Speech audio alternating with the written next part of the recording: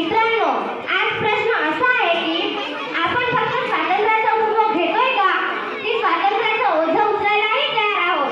कारण देशभक्ती म्हणजे फक्त घोषणा नाही, देशभक्ती म्हणजे फक्त घोषणा नाही, देशभक्ती म्हणजे कर्तव्य निभावणं. आजचा भारत तरुण आहे, ऊर्जावान आहे, पण त्याला गरज आहे एक जबाबदार नागरिकांची.